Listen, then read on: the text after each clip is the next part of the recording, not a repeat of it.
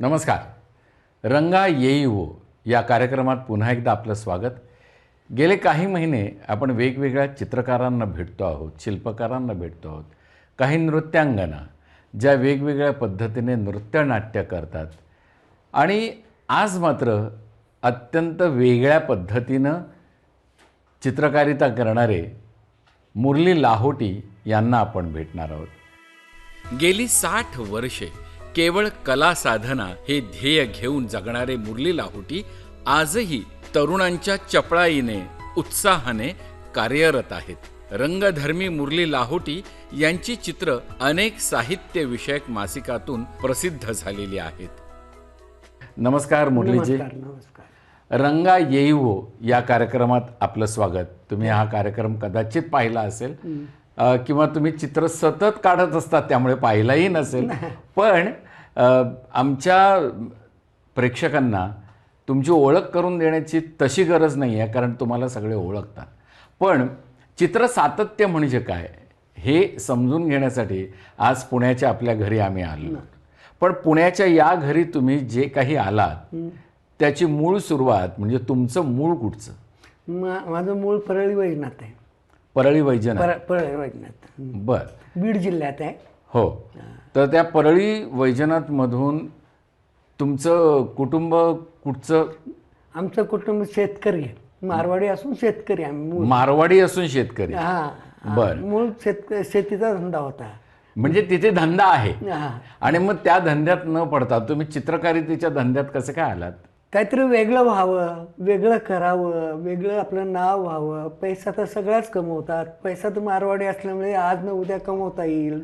तर ते बुद्धी, मारवाडी बुद्धी, ते मार्ग आहे सगळं मारवाड्याचं. तर ते केव्हा ना केव्हा मिळणारच आहे. तर त्याच्याकरता पैशाकरता जगण्यापेक्षा नावाकरता कामाकरता जगावं, नावानी माझ्या 7 पिढ्याचं उद्धार व्हावं, हा माझा उद्देश होता त्या वयात. बरं. पण मग ही त्या वयात असा विचार करण्यासाठी तुमच्या जीन्समध्ये काहीतरी फरक झाला असेल. मग तुमची आई आहे, वडील आहेत, ज्यांना कोणाला कलेची आवड? अजिबात कलेची आवड नाही. कोणालाच नाही. म्हणजे तुमच्या 5 पिढ्यात कोणाला आवड नाही. मग ह्या 5 पिढ्यात कोणालाही ती आवड नसताना तुम्ही इकडे वळलात. ते वळल्यानंतर तुम्हाला शाळेतलं शिक्षण तुमचं बीड परळी वैजनाथलाच झालं. मग तिथे चित्रकलेत काही प्रगती केलेली होती तुम्ही? नाही, प्रगती केली म्हणजे एलिमेंटरी इंटरमिजिएट परीक्षा तिथे दिलेल्या होत्या तिथून. आणि तिथूनच माझी आवड सुरू झाली. गोस्वामी म्हणून माझे गुरुवर्य होते, त्या ड्रॉइंग टीचर म्हणून होते. बरं. ते आम्हाला शिकवतात. ते आता ते रात्री आम्ही परीक्षेला द्यायचं म्हणजे ते एलिमेंटरी इंटरमिजिएट परीक्षा असते, तर रात्री आम्ही आपल्या पेट्रोमॅक्स घेऊन रात्रभर आम्ही काम करायचे. बरं. आणि एक परीक्षा जवळ आली की एक 15 दिवस महिनाभर अगोदर आम्ही तो कार्यक्रम करायचा. आम्ही 5-6 मुलं असायची. सरांच्या घरी जाऊन आम्ही तिथे कामं करायचे डिझाईन. सर म्हणजे हे सगळं पेट्रोमॅक्स मध्ये व्हायचं? हा, पेट्रोमॅक्स मध्ये. त्यावेळी लाईट नव्हती आमच्याकडे. बरं. मग रंग कसे काय कळायचे? म्हणजे त्या प्रकाशामध्ये रंगकाम किंवा रेखाचित्र करणं सुद्धा त्या प्रकाशात जमायचं? जमतं. एकदा पाहिल्यानंतर, एकदा उडी म्हणजे पोहता येत नसलं तरी एकदा विहिरीत पडल्यानंतर त्याला पोहता येतं, आपोआप होतं. तसंच ते झालं. बरं. पण म्हणजे तिथल्या शिक्षकांनी तुम्हाला ती देणगी दिली आणि मग हळूहळू तुम्ही पुढे आला. पण चित्रकलेची आवड तिथे निर्माण झाली. बरं. पण मग घरच्यांनी विरोध नाही केला त्यावेळी? घरच्यांनी भरपूर विरोध होता तसं त्यांना काय वाटलं, घरच्यांना ड्रॉइंगच्या सायन्सच्या आकृत्या वगैरे चांगल्या काढेल, नकाशे वगैरे चांगले काढेल, शिकू द्या, काय हरकत नाही. पण त्यांना काय माहिती की मूळ मी इकडे येणार आहे म्हणून. बरं. मलाही माहित नव्हतं मी इकडे येणार आहे म्हणून. हो. तुम्ही ज्या वेळेला इंटरमिजिएटची परीक्षा दिलीत, एलिमेंटरी इंटरमिजिएट ज्या 2 परीक्षा दिल्या, ते साल कुठचं होतं साधारण? मला तर 58चं काहीतरी वाचायला, 58-59चं. ती आमची परीक्षा म्हणजे नांदेडला असायची. आमची शाळा परळी वैजनाथची. मग इथून तुम्ही नांदेडला जायचं? नाही, परळीला. इथून परळीला माझं एज्युकेशन शालेय ती परीक्षा होती. ती परळी वैजनाथला झालेली. तिथून ते नांदेडला आम्हाला परीक्षेला जावं लागत असे. बरं. आणि 4 दिवस तो मुक्काम असायचा. एलिमेंटरी तशीच झाली. म्हणजे 58 साली तुम्ही ती परीक्षा दिली, त्याच्यानंतर हा जवळजवळ 60-70 वर्षाचा हा 60-70 वर्षाचा अनुभव आहे. वा. तो अनुभव म्हणजे तो अनुभव फार कामाचा नाही, पण अनुभव पुण्यात आल्यानंतर अनुभव खरा अनुभव आला. बर. खरी कला काय, चित्रकला काय असते, कशाबद्दल करतात, काय पद्धती असतात, हे ते आम्हाला कळलं.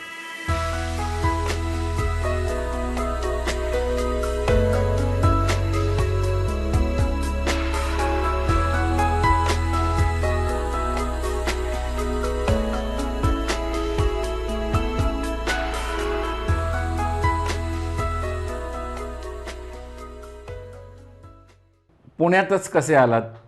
पुण्याचं वैशिष्ट्य म्हणजे शैक्षणिक माहेरघर माहेरघर. हा चित्रकलेचं माहेरघर असं आम्ही समजतो त्यांना. कारण मुंबईनंतर पुणेच आहे. बरोबर. पुण्यापेक्षा कोणी काय, नाशिक आहे, नाशिकला एवढं नव्हतं. मी पुण्यात राहिले. पुण्याचं वातावरण चांगलं होतं. बरं. मुलं मुली बोलायचे आमच्या शाळेत. आमच्या शाळेत म्हणजे मुली त्या लाईनने आणि मुलं या लाईनने असं लांबणं. फक्त चेहऱ्याला लांबणं बघायचे. जास्त पाहिलं की सरांकडे निरोप जायचा, ते आमच्याकडे पाहतोय. ते वातावरण, पुण्याचं वातावरण फार हेल्दी होतं, पोषक होतं असं. आणि मग तुम्ही अभिनवला प्रवेश घेतला होता त्यावेळेला? अभिनवला, हा, नंतर. बरं. ही सगळ्यात म्हणजे अभिनवला प्रवेश घेतला आणि काही दिवसांनी मला प्रवेश तर जमला नाही काही दिवस. मग त्यानंतर मी ITI केलाय. ITIला पेंटर आणि डेकोरेटरचा 1.5 वर्षाचा कोर्स होता. हो, तो मला दाखवलेला. हा, त्यावेळेस 1.5 वर्ष होता, आता 1 वर्षाचा आहे. इंडस्ट्रियल आर्टिस्ट म्हणून तिथं इंडस्ट्रीला आर्टिस्ट कसा लागतो म्हणून ते ITIने तिथे केलं होतं. स्प्रे पेंटर, लेटरिंग वगैरे सगळं ते कमर्शलाइज होतं. म्हणजे स्टेन्सिल्स तयार करून पेंटिंग करणं वगैरे. असं करतं. बरं बरं. पण मग ते केल्यानंतर पुन्हा तुम्ही याला गेला? पुन्हा मी अभिनवला आलो. बरं. मग मला त्यात काही रस नाही. तो तर आपण घरी करत होतो. मी गावात सुद्धा माझे पेंटर, साईन बोर्ड वगैरे मी करायचा. तर ते म्हणलं ते आपण तिथेही करतो. मग यात काय म्हणलं ते सर्टिफिकेट घेतलं. म्हणलं सर्टिफिकेट तर गोळा करू, काय होतं एकदा तर बघू. पण मग हे जे साईन बोर्ड पेंटिंग करायचं ते परळी वैजनाथला पण करायचं? परळी वैजनाथला करायचं. तिथे तुम्हाला बोलवायचे, मुरली या जरा? हो, पण एवढं नाही. ते वातावरण जे आता आज वाटतं ना आपल्याला की पेंटर पाहिजे, घराला नेम प्लेट पाहिजे. आता त्या नेम प्लेटच नसायची घरात. ते एका दुसरा बोर्ड असा, हॉटेलचा बोर्ड असायचा, त्याच्यात करायचा तेवढा. पण आपले चित्रकलेची हौस त्याच्यावर भागवायचे. बरं. पण पुण्यात येऊन अभिनवला ज्या वेळेला जॉईन झालात तिथे मार्गदर्शक कोण होते, गुरुजी कोण होते इथे शिकवायला? ते खटावकर गुरुजी. खटावकर होते. त्याच्यानंतर तिथून मी आलो ना, ज्यावेळेस तिथून आलो तर मी ह्याला आलो, ITIला आलो. ITIला 1.5 वर्ष करून इकडे आलो मग पेंटिंगकडे. बरं. मग अभिनवला आलो आणि मग अभिनव करत गेलो ते. अच्छा.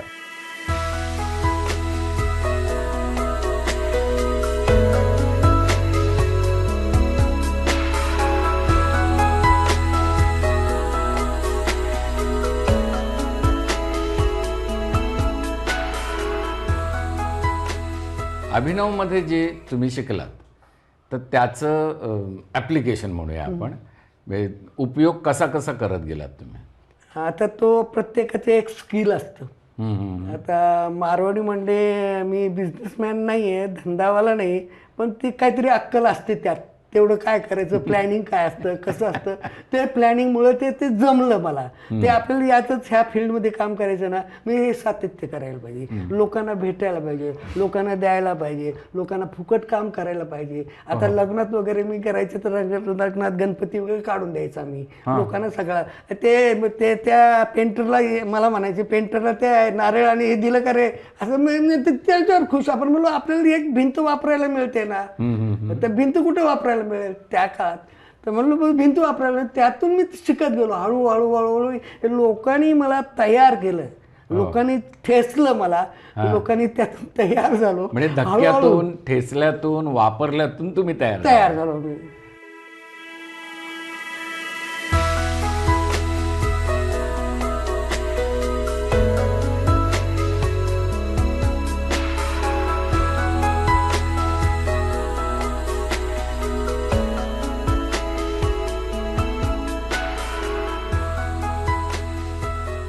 कॉलेज जॉईन केलं, सोडलं, ITI केलं, ते 2 वर्ष केलं. ते 2 वर्ष झाल्यानंतर पुन्हा तुम्ही अभिनय जॉईन केलं आणि मग त्या अभिनव जॉईन केल्यानंतर तुम्ही एकदा फाईन आर्टची डिग्री घेतलीत, एकदा अप्लाइड आर्टची घेतलीत, म्हणजे दोन्ही केलं. आणि मग काम कशात सुरू केलं तुम्ही?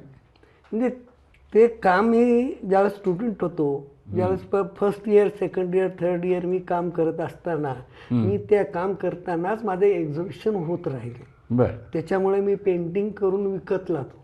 आता पेंटिंग त्यावेळेस लहान राहते, 5 रुपये, 2 रुपये, 4 रुपये असं करून मी विकायचा पेंटिंग. आज पेंटिंगची करोड रुपये किंमत आहे, आपल्याला नाही आहे, हा त्या इंडियात नाही आहे. पण तसं ते काहीच झालं नाही, त्यावेळेस घडलं नाही. पण तसं करून मी बोललो चित्रकारामध्ये करिअर आपण तयार करूया. आता सगळे मारवाडी लोक असल्यामुळे, मी मूळ मारवाडी असल्यामुळे तर सगळेच पैसा करता जगतात. आपण एक नावाकरता जगूया, आई वडिलांचं नाव करूया, 7 पिढ्या उद्धार करूया असं मनात त्यावेळेस वाटलं. आता 7 पिढ्या उद्धार होतो की नाही होतो हो माहीत नाही, पण ते म्हटल्यासारखं आहे. तर तसं मी ते पेंटिंग सुरू केलं, तर सगळीकडे माझं नाव होत गेलं. त्याच्यात नाव होत गेलं, लोकांना काम आवडत गेलं. आता काम मी द्यायचं तर पैसे मी मागायचंच नाही, ते त्यांनी दिले ते घ्यायचा पैसे, असं मी काम करत काम केलं. बट सुरुवातीला तुम्ही डेकोरेटिव्ह पद्धतीचं, आपण डेकोरेटिव्ह पद्धतीचं काम केलेलं आहे. म्हणजे जे खटावकर सर तुम्हाला, खटावकर वगैरे माझे खटावकर गुरु होते, आणि डेकोरेटिव्ह पद्धतीने आपण आपला गुरु जो आपल्याकडे गुरुला जे येतं तेच गुरु शिकवत असतो. बरोबर. त्यातल्या डेव्हलपमेंट सांगत असतो. तर ते मला खटावकरांना डेकोरेटिव्ह मध्ये शिकवलं होतं. पण डेकोरेटिव्ह स्टाईलमध्ये त्या फिगरेटिव्ह वगैरे ते हे डिटेल्स दाखवले, ते न करता मी बोल्ड ह्याच्यात काम डेकोरेटिव्ह मध्ये बोल्ड केलं. तसं बरं, ते तुमचं स्वतःचं क्रिएशन, स्वतःच केलं त्यातलं क्रिएशन. नंतर मग तुम्ही मूर्तकडून अमूर्तकडे हळूहळू वळायला लागला होता. ते वळायला मला सुद्धा 5-6 वर्ष लागली, 6-1 वर्ष लागली आहे. आता लोक अमूर्ताकडे मला पाहतात, ते पाहतात जुनी चित्र करतो की नाही हे शंकाच आहे त्यांना.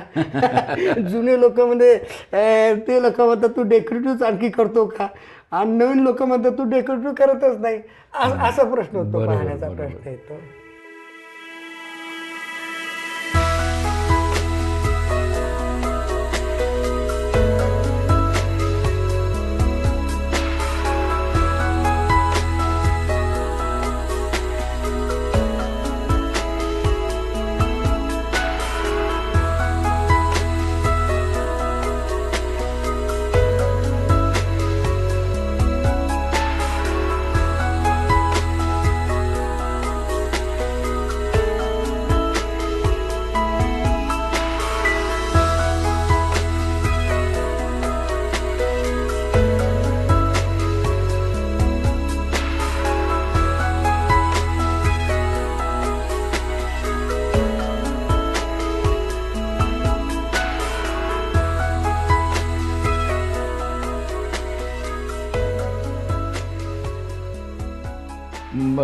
तुम्ही एक डेमो दाखवलात आत्ता, की तो त्या डेमोकडे बघितल्यानंतर तुम्ही बघता बघता एक बैल काढला.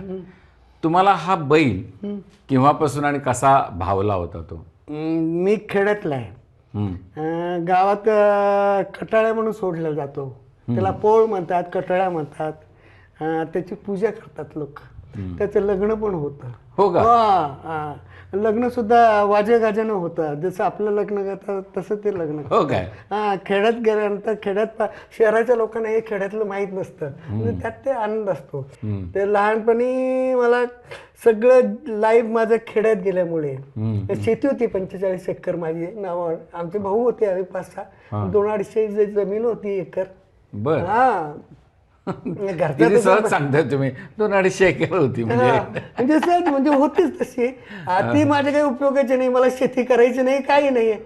तर तो प्रश्न वेगळा, ते सोडून दिलं सगळं. नंतर आपल्या चित्रकलेच्या नादी लागलो, ते योगाने मला यश मिळालं, सगळ्याच गोष्टी झाल्या. पण हे यश जे आहे ते जसं वळू काढलात तुम्ही, तो वळू म्हणजे त्या बैलाचं चित्र, अशी अजून कोणत्या सिरीज केल्यात तुम्ही? तसे व्हिलेज गर्ल म्हणून, व्हिलेज लोक, खेड्यातली लोक कशी असतात, कशी राहतात, त्यांचे दागिने कसे असतात, कपडे कसे असतात, त्याच्यावर मी ते काम केलेलं आहे. पण ते खूप रिअलिस्टिक पद्धतीने केलं होतं तुम्ही? नाही, रिअलिस्टिक पद्धतीने नाही. रिअलिस्टिकचा आकार मनात धरून त्याच्यावर मग मी डेव्हलपमेंट माझी केली होती सुरुवात, बरं की ते माझं दिसावं, ते दिसू नये, बरं. दुसऱ्याचं दिसू नये. हे चित्र आलमेल करायचं, ते दिसलं की मी संपलो तिथे, मी नाहीच. बरं ते आलमेल करायचं नाही, हे लावटीचं चित्र असं असायला पाहिजे. बरोबर. तशा त्या पद्धतीने मी कामं केली सगळी. सातत्य आणि सहजता हा विचार घेऊन जगणारे मुरली लाहोटी 80व्या वर्षीही तरुणाच्या उत्साहाने कार्यरत आहेत. आपली जीवनाकडे पाहण्याची दृष्टी निकोप असली की निर्मितीही निर्मळ होते, याचा प्रत्यय त्यांच्या चित्रांकडे पाहिल्यावर होतो. तुमची ही चित्र हळूहळू तुम्ही जी काही विकायला सुरुवात केलीत, तर त्याच्यावर नंतर काही कॅलेंडर्स आले. तर पहिलं कॅलेंडर कुठचं आलं तुमचं? म्हणजे एअर इंडियामध्ये आलेली. एअर इंडियाला? म्हणजे सगळी तुमची चित्र होती त्या ह्याची? सगळी होती, एक पान होतं. एक पान होतं. पण ते कॅलेंडरवर आलेलं चित्र पाहून त्याला तुम्हाला काय वाटलं होतं? माझ्या मनात म्हणजे इतका आनंद झाला की मी जगात कुठंच मावत नव्हतो. माझं चित्र त्या कॅलेंडरवर येणं म्हणजे मोठा भाग आहे ना. खेड्यातला माणूस पुण्यात राहतो, मुंबईला एअर इंडियामध्ये माझं छापलं जातं. एअर इंडियात माझी पेंटिंग घेतली त्यांनी, 150-200 पेंटिंग त्यांनी माझी कलेक्शन केली आतापर्यंत. बर, हे गौरवच आहे ना. वा, म्हणजे काय, निश्चित गौरव आहे. आता कितीला गेले, काय गेला हा भाग वेगळा आहे, पण एक खेड्यातल्या माणसाला काय मिळालं, ते मिळालं, ती शाबासकीच मिळाली. बरोबर बरोबर. पण त्या आनंदात मी जगत राहिलो, त्या आनंदात मी काम करत राहिलो. बरं, तुम्ही हे काम करत राहिलो म्हणतात, तुम्ही चित्र सातत्य म्हणताय. तर ते चित्र सातत्य म्हणजे तुम्ही सकाळी उठलात की स्टुडिओत जाता आणि मग स्टुडिओत बसून तुम्ही चित्रच काढत बसता. तुम्हाला त्याच्याशिवाय दुसरं कसलं व्यसनच नाही? नाही, चित्राचंच व्यसन आहे. बरं, पण हे चित्राचं व्यसन घरातल्या लोकांना काही त्रासदायक नाही? तसं नाही. माझे मिसेस MA झालेले आहेत पेंटिंगमध्ये, कानपूरच्या आहेत, पेंटिंगमध्ये MA झालेले आहेत. बरं, त्यांना माहिती आहे काय? माहिती आहे. ते मलाही सुद्धा लग्न करताना मी सुद्धा इतक्या कानपूरला लांब गेलो की महाराष्ट्रातला माणूस मला मुलगी कोणी द्यायलाच तयार नाही. मारवाडी माणूस आणि चित्रकार म्हणजे पेंटर, म्हणजे आपल्या पोरीचं कसं व्हायचं, जावई कसा पेंटर सांगायचं लोकांना, असं ते प्रॅक्टिस पॉईंट होऊन गेलं त्याच्यात. पण मग ते तुम्हाला असं ठरलं कसं लग्न?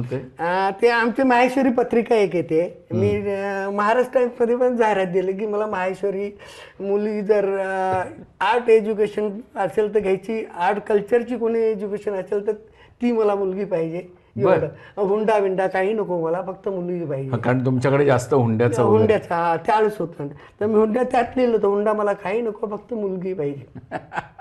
पण इतक्या तुमच्या त्या जाहिरातीवर मुलगी तुम्हाला मिळाली? नाही, हळूहळू मिळाली, लवकर नाही मिळाली. ते जाहिरात दिल्यानंतर ताबडतोब मिळाली असे नाही. ते तिथे पण मारवाडी 4-6 महिने मला वाट पाहावं लागली. बरं.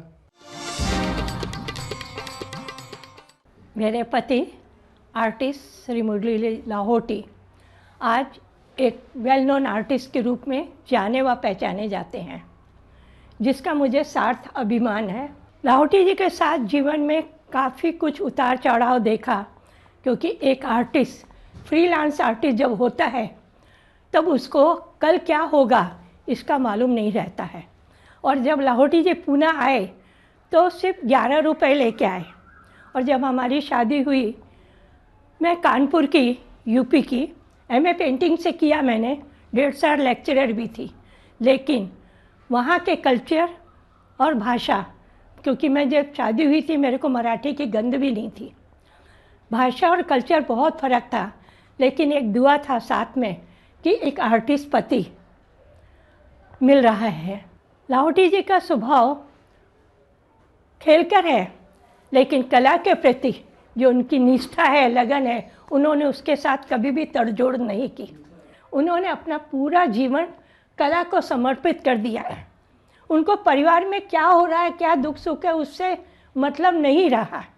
पहले उनकी कला और उसके बाद उनका परिवार, और मैंने भी उनका साथ इस हिसाब में पूरा निभाया कि पहले आपकी साधना, आपकी कला, जो उन्होंने ईश्वर माना है, उसको। मुरली सर, तुमची चित्रावर जी सही येते मुरली लाहोटी, आणि ती अगदी छान चौकोनात बसवल्यासारखी सही येते. ही सही ज्या वेळेला पहिल्यांदा तुम्ही केली चित्रावर आणि ते चित्र विकलं गेलं, त्यावेळच्या भावना सांगा जरा. आता प्रत्येक चित्राच्या भावना आणि प्रत्येक वेळेस सांगणं कठीण आहे.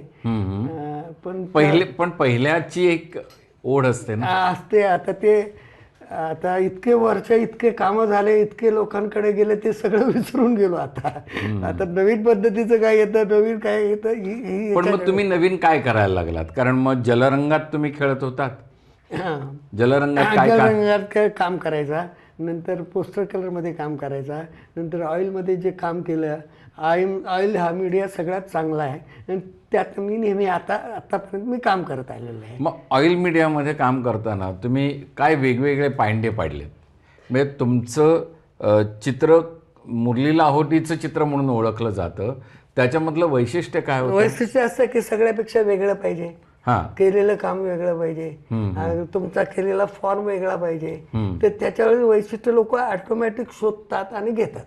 मग तुम्ही आत्ता ही जी आपल्या मागे जी चित्र आहेत, समोर मागे अशी जी चित्र आहेत, तो अवकाश आहे. हे कॉस्मिक क्रिएशन. हे स्पेसमध्ये काय चाललंय. एक ग्रह आहेत, ग्रह सगळे एक दुसरे फिरतात. जर ग्रह सगळे एकत्र आल्यानंतर एकत्र ऍक्सिडेंट झालं काय होईल, हे हा प्रश्न येतो तिथे. पण ते होत नाही, कारण प्रत्येकाचं आकर्षण एक लिमिटेड आहे. परत तिथे परत येतात. हे ज्यावेळेस वाटायला लागलं थोडं सायन्सचा भाग आहे, थोडासा याचा विचार आहे. काही सायन्सच्या लोकांना विचारलं, कोणाला काही विचारलं, तर जसं कल्पना आर्टिस्टच्या, त्यातून आर्टिस्टने निर्माण केलेल्या कल्पना, त्यातून निर्माण झालेलं चित्र. म्हणजे ते खरं चित्र असतं असं नाहीये. पण प्रत्येकाचा अर्थात कवी ज्या वेळेला लिहितो त्यावेळेला कविता ती त्या पद्धतीची असते, ती कवीला भावलेले असतात ते क्षण, ते शब्दातून तो मांडत असतो. तसंच चित्रकारही मांडत असतो, त्याला समोर ते चित्र दिसत असतं. हे जो अवकाश आहे, कॉस्मिक, तुम्ही जी सिरीज केली होती, ही सिरीज तुम्हाला काय आनंद दिला त्या सिरीजने?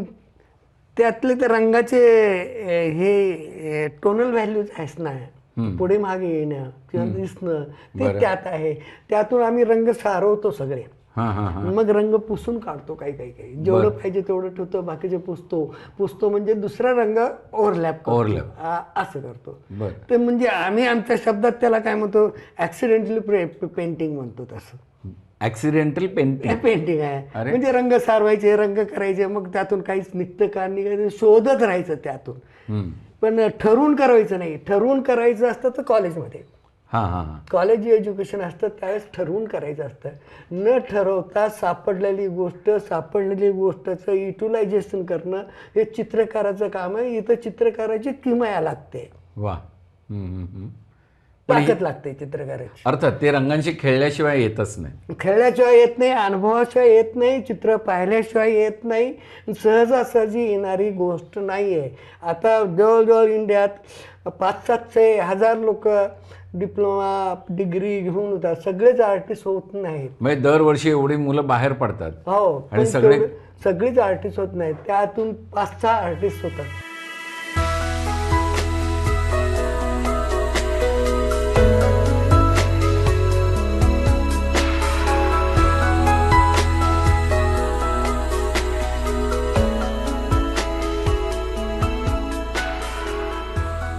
ही जी कॉस्मिक सिरीज तुम्ही ज्या वेळेला केली, या कॉस्मिक सिरीज मधली काही चित्र तुम्ही ज्या वेळेला ललित कलाला पाठवलेली होती, त्यावेळेला तुम्हाला पहिलं ललित कलाचं पारितोषिक मिळालं होतं, बरोबर?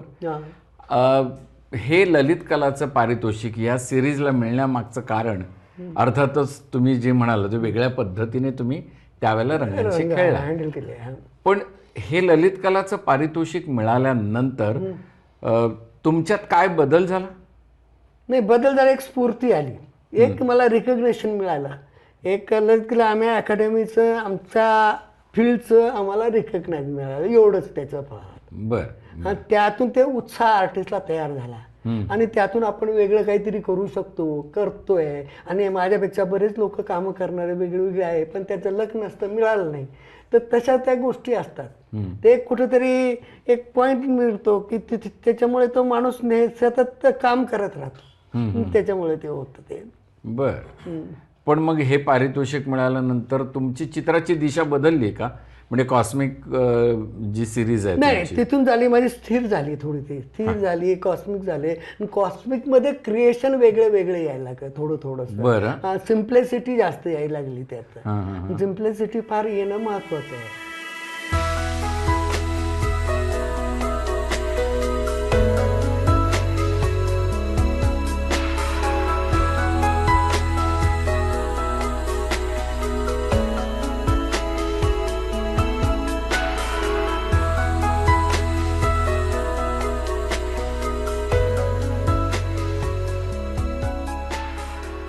आजपर्यंतच्या या इतक्या मुलाखतीमध्ये मी चित्रकारांना असे रंग कुठचे वापरता वगैरे असं विचारलं ना, तर रंगांचं काही व्हायब्रेशन्स तुम्हाला मिळत असतात का?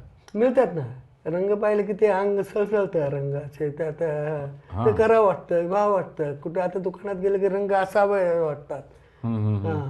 पण मग ते रंग तुमच्याशी बोलतात आणि मग तुम्ही सतत ते कागदावर तुम्ही उतरवत राहता. उतरवतात आम्ही. तुम्ही आता कागद आणि कॅनव्हास असं दोन्ही ह्याच्यामध्ये. दोन्ही तिन्ही ह्याच्यात सगळ्या मीडियम मध्ये कामं करतो आम्ही. बरं. म्हणजे मी तुम्हाला स्टुडिओत ज्या वेळेला बघितलं आणि तुमचं जे म्हणताय तुम्ही की सातत्य सातत्य, हे जे सातत्य आहे ना, त्या सातत्यामुळे तुम्ही कागदही आहे, सगळ्या पद्धतीचे काम आहेत, सगळ्या पद्धती आणि हे करतच राहा. करतच राहणं. करतच आर्टिस्टला राहिलं, तो आर्टिस्ट जगू शकतो चांगल्या कामाने. चित्रकार म्हणून चांगला जगू शकतो. बर. तसे चित्रकार बरेचसे होतात, GD आर्ट होतात, ME होतात, PhD होतात, पण होऊन न जाण्यासारखे असतात, फक्त डिग्री नावाला असतात.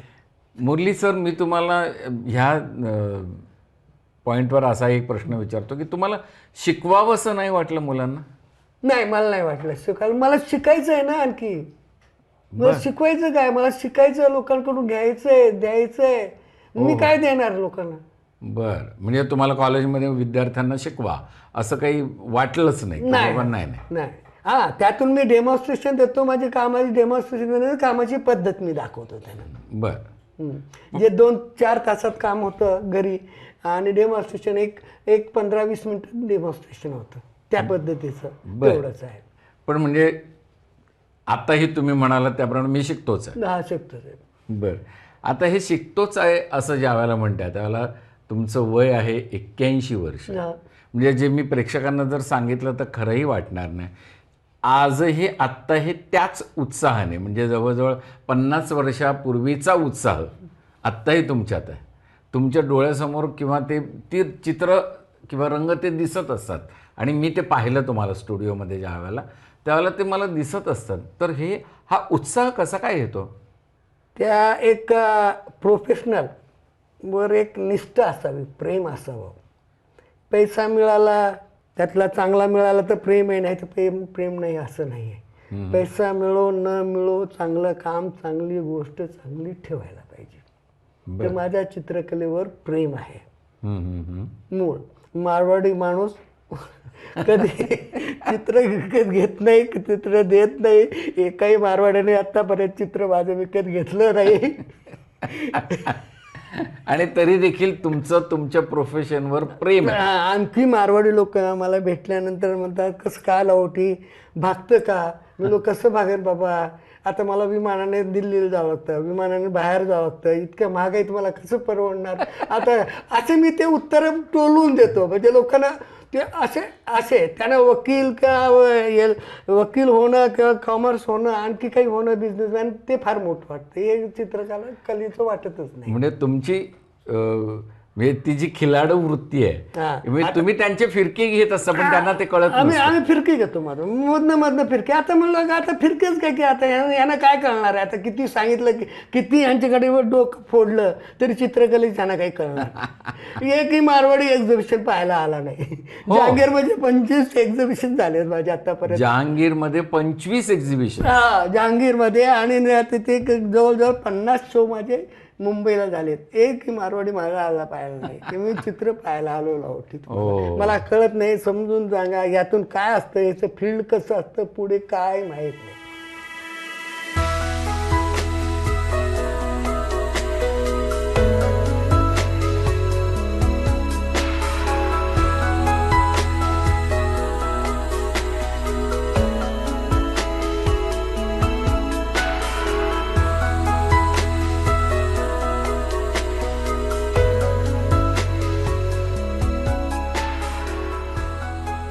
मुरली सर, ह्या सगळ्या प्रवासामध्ये अगदी सुरुवातीच्या काळामध्ये तुम्ही असे काही एक 15-20 चित्रकार एकत्र येऊन तुमचा एक ग्रुप केलेला होता, त्याचं नाव कौस्तुभ ग्रुप. बरोबर आहे. काय करायचं नेमकं त्याच्यात? कौस्तुभ ग्रुप एक केळकर म्हणजे बखळ एक होती, बखळ. बखळमध्ये इरकाणी जागा आणि त्यात म्हणजे त्यांनी खाली पेंटरचं काम, वर आम्ही करायचे, खाली ते करायचे, म्हणजे असे ती बखळ होती. त्या बखळीत आम्ही सगळे तयार झालेलो होते. तिथे सर्व जगातले म्हणजे कोणी आर्टिस्ट आलं की तिथं भेटायला यायचा सगळेजण. हो. या बखळीला सगळे आर्टिस्ट आम्ही तिथं 24 तास तिथंच असायचे. तिथंच जेवण, तिथंच जे झोपणं, तिथंच राहणे. त्यातून ती बखळ तयार झाली. त्यातून आम्ही चित्रकार 16-17 चित्रकार तयार झालो. बर. त्यातले 2-3 चित्रकार टिकले, बाकीचे हळूहळू कमी झाले काम करत. सगळे प्रत्येक आर्टिस्ट इंडियातला कोणी आर्टिस्ट असला नवीन जुनी ते बखळमध्ये यायचा, भेटायला जायचा. बर. त्याच्यामुळे म्हणजे सगळे आर्टिस्ट 5-25 आर्टिस्ट पण बसलेलेच असायचे.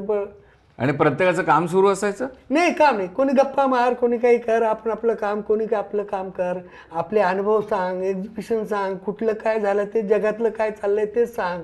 सगळेजण पेपर वाचत नाही, सगळ्या गोष्टी पाहत नाही, कोणी पुस्तकं वाचत नाही. त्यांनी जे आपला अनुभव आहे तो पुढे ठेवायचं राहायचं. म्हणजे त्यावेळेला असं गुगल माहिती देणारं नव्हतं, दूरदर्शन सारखं एक वाहिनी पण नव्हती. पण मग तुम्ही हे सगळं कोणीतरी कुठेतरी वाचायचं पेपरमध्ये आणि मग शेअर करायचं, यासाठी ती बखळ होती. मुरली लाहोटी गेली 38 वर्षे नव्या चित्रकारांसाठी चित्रस्पर्धा भरवत आहेत. राष्ट्रीय स्तरावर गाजलेली ही स्पर्धा अत्यंत नेटकेपणाने वर्षातले 6 महिने राबून ते यशस्वी करत आहेत. या त्यांच्या अथक कार्यासाठीच त्यांना टिळक विद्यापीठाने डिलीट देऊन त्यांचा गौरव केला आहे. आता मला एक सांगा, ह्या बखळीच्या मुळे तुम्ही सामाजिक कार्याकडे सुद्धा वळला होता, तर ते काय काय काम करत होता तुम्ही? म्हणजे कसं की एक ललित कलेमध्ये जाऊन तुम्हाला ज्यावेळेला तुम्ही त्या पदावर गेला होतात, तिथे त्या कमिटीवर गेला होतात, तिथला अनुभव घेऊन तुम्ही पुण्यामध्ये एक प्रदर्शन सुरू केलं होतं स्पर्धात्मक, तर त्याच्याबद्दलची आम्हाला माहिती हवी. ललित कलेला मी गेलो होतो. त्याच्यानंतर इथे टिळक स्मारक मंदिर आहे. टिळक स्मारक मंदिरतर्फे आम्ही ललित कलेच्या थोडीशी संस्था टिळक स्मारक मोठं आहे, पण चित्रकलेचा भाग त्यातला म्हणतो, ती आम्ही तयार केली आहे. तिथे 30-40 अवॉर्ड आम्ही ठेवलेले आहेत. बरं. टिळकांचे 15-20 हजाराचे अवॉर्ड आहेत, म्हणजे टिळकांचे जवळजवळ 1.5 लाखाचे अवॉर्ड आहेत. बाकीचे आर्टिस्टचे आम्ही गोळा करून, जुन्या आर्टिस्टकडून गोळा करून आर्टिस्टचे पैसे चित्रकाराला आम्ही देतो. तर ही चित्रकाराची आमची संस्था जी आहे ती ऑल इंडिया आहे, आणि ऑल इंडियातून पेंटिंग हळूहळू तिथे यायला लागलं. आणि मी ऑल इंडियात फिरल्यामुळे सगळे मला ओळखतात, त्याच्यामुळे चित्र पाठवत राहतात. वा वा. म्हणजे तुम्ही या देशात सगळीकडे जे काही प्रदर्शनं घेऊन फिरलात, म्हणजे तुमची 150ची जी संख्या आहे, त्याच्यामुळे तुमचा एक चित्रकारांचा एक ग्रुप परिचय झाला. आणि या देशातले सगळे चित्रकार पुन्हा तुम्ही आयोजित करत असलेल्या या स्पर्धेकडेही आले, आणि चित्रकारांना माझ्यावर विश्वास होता.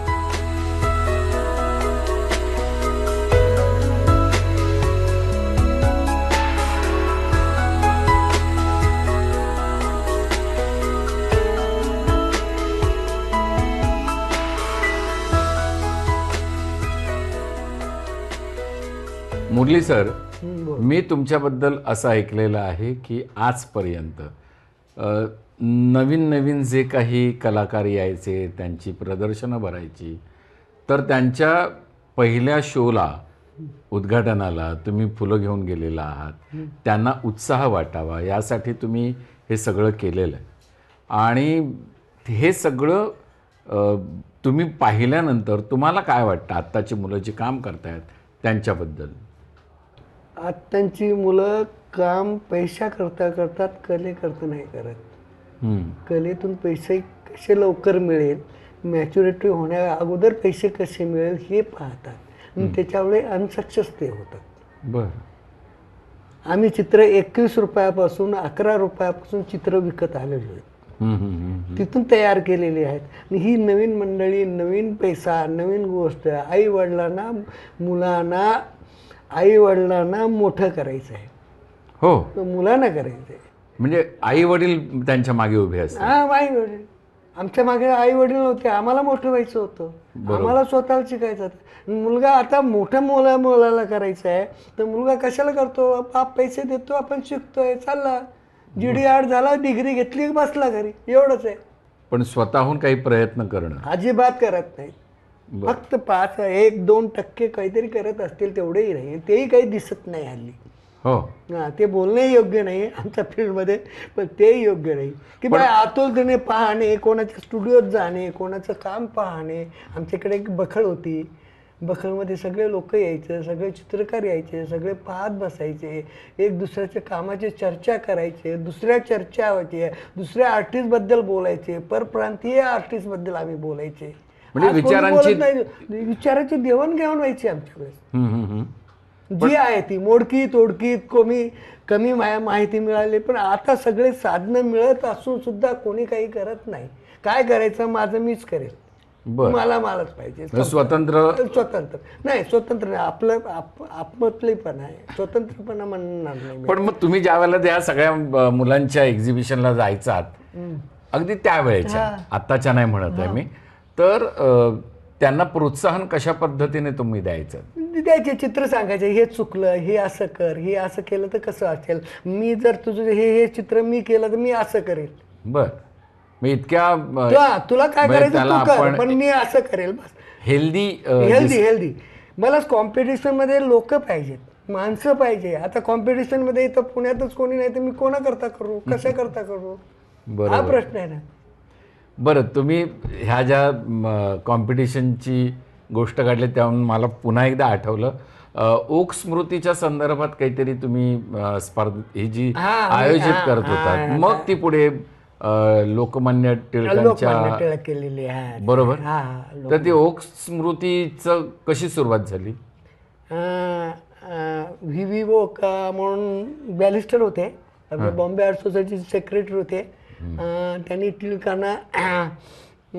टिळकांवर जास्त प्रेम होतं त्यांचं. त्यांना टिळकांकडे त्यांनी 2 लाख रुपये काहीतरी दिले होते. ते म्हणले ह्याच्यात तुम्ही करा, काही करा. नंतर टिळकांनी मला बोलवलं, काय करायचं? तर म्हणलं बाबा ओके, त्याचं एक्झिबिशनच करावं, त्यांच्या नावाने करावं आपणही काही ॲडिशनल करावे हळूहळू. असं करून ते ओकच्या नावाने आम्ही सुरुवात केली. मग हळूहळू एक एक एक एक मी ओढत गेलो, ते वाढवत गेलो. मग टिळकांचं घेतलं आणि जयंतरावचं अवॉर्ड घेतलं. सगळ्या लोकांचं ते हळूहळू मी अवॉर्ड गोळा केले. बाहेरचे तुम्ही ती स्पर्धा आर्थिकदृष्ट्या सुद्धा सशक्त केली आणि 25 वर्ष सातत्याने ती स्पर्धा चालू. ऑर्गनायझरची एक क्वालिटी असते. ऑर्गनायझर बरेच लोक आपल्या कारकिर्दीत चांगलं व्हावं, बाकीचं काही व्हावं, संस्थेचं आपल्याला काही घेणं नाही. आपण गेले की संस्था राहा. तसं माझं नाही.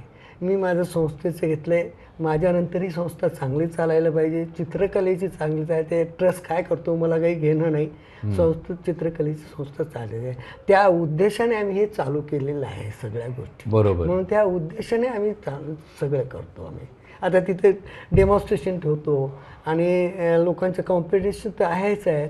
लोकांना 8-15 दिवस एक्झिबिशन ठेवतो आम्ही. 10 दिवस एक्झिबिशन असतं जवळपास.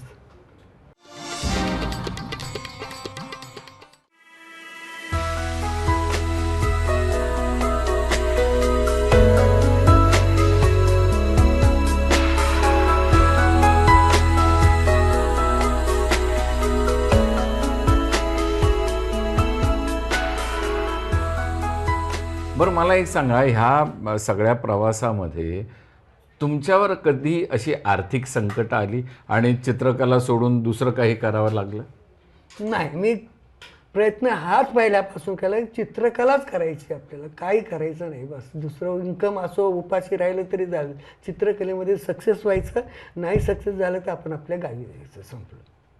इतकं सरळ ठरवलेलं होतं, ठरवलेलं होतं. पण दुसरं काही करावं लागलं नाही नाही तुम्हाला? नाही नाही, काय करावं लागलं नाही. बरं. त्याच्याकरता ते प्रिपरेशन करावं लागतं एक. एक प्रोजेक्ट करायचं आहे की प्रिपरेशन करावं लागतं. तशा गोष्टी लाईफचं सुद्धा प्रिपरेशन करावं लागतं की हे इतक्या वर्षात एवढं व्हायला पाहिजे, ह्या वर्षात एवढं व्हायला पाहिजे, ह्या वर्षात एवढं व्हायला पाहिजे. एकाच वर्षात उडी मारून नाही चालत ते, आणि ती मारल्यानंतर दम छाट होते आणि पुढे टिकतही नाही. हळूहळू हळूहळू वाढायला पाहिजे. बरोबर. मुरली सर, मघापासून आपण आपल्या सगळ्या प्रवासाबद्दल बोललात तुम्ही.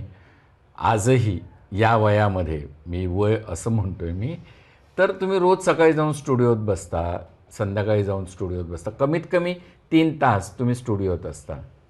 त्याचं कारण काय? नाही, 3 तास नाही, जास्तीत जास्त 6 तास राहतो, 6-7 तास. बरं. हां, घरी बसण्यापेक्षा, दुसरं काही करण्यापेक्षा चित्र केलेली बरे आहे, चित्राचं चिंतन केलेलं चांगलं आहे. त्या वातावरणात स्टुडिओचा राहतो. हां, मंदिरात गेला की देवभक्ती आपोआप यायला लागते, तसं ते तिथं होतं. वा. हां, आणि त्यात काय असतं, मिसेस ही आर्टिस्ट असल्यामुळे तिचं सहकार्य फार आहे, तिच्यामुळे हे सगळं घडतंय. नाही तर दुसरीकडे असते तर सगळे माहिती आहे, आता ते सांगायला नको. त्याही पेंटिंगमध्ये MA झालेले आहेत, कानपूरचे आहेत. बरोबर. त्यांचा सपोर्ट वेगळ्या पद्धतीने तुम्हाला वेगळ्या मिळतो. पद्धतीने असतं, त्यांचा सपोर्ट चांगला असतो. बरोबर. म्हणून मला ही तुमची संकल्पना आवडली की आपण मंदिरात गेलो की भक्तिभाव आपोआप उफाळून येतो आणि आपण नतमस्तक व्हायला लागतो.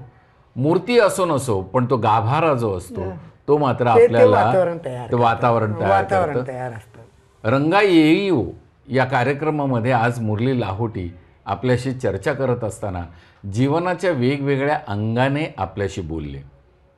मला असं वाटतं की त्यांनी वयाच्या 81व्या वर्षी, खरं तर मी हे 81 म्हणतोय, मी त्यांना विचारलं, मी माहीत नाही मला माझा जन्म कधी झाला आणि मी वर्ष मोजत नाही आहे असं ते म्हणतात, पण 81 हे नक्की झालेलं आहे किंवा त्याच्या पलीकडेही असतील. पण हे अनेक वर्ष चाललेलं त्यांचं हे सातत्य काम हे चालूच राहणार आहे. आपल्यातर्फे आपण त्यांना शुभेच्छा देणार आहोत. पण मला माझ्या वयाचं भान नाही आहे, कामाचं भान नाही आहे, मी सतत रंगात बुडून जाणार आहे आणि ते करायला मला आवडतं. त्याच्यातून निर्माण होणारी चित्रनिर्मिती लोकांना आनंद देत राहील, जी पहिल्यांदा मला आनंद देते आणि मग लोकांना देईल. ते कितीला विकलं जात आहे याहीपेक्षा ते आनंद निर्मिती करत आहे, ही भावना मुरली लाहोटी यांची आहे. रंगा येईवो या कार्यक्रमामधून आम्हाला हाच मुद्दा मांडायचा होता की वयाला बंधन नसतं आणि निर्मितीलाही बंधन नाही, हे वाढतच राहणार आहे. आणि मुरली लाहोटी, आपण आमच्याशी गप्पा मारायला वेळ दिलात, तुमच्या स्टुडिओतल्या 6 तासापैकी 2 तास तुम्ही आम्हाला दिलेत, त्याबद्दल सह्याद्री वाहिनीच्या रंगा येईवो या कार्यक्रमातर्फे तुम्हाला खूप खूप धन्यवाद.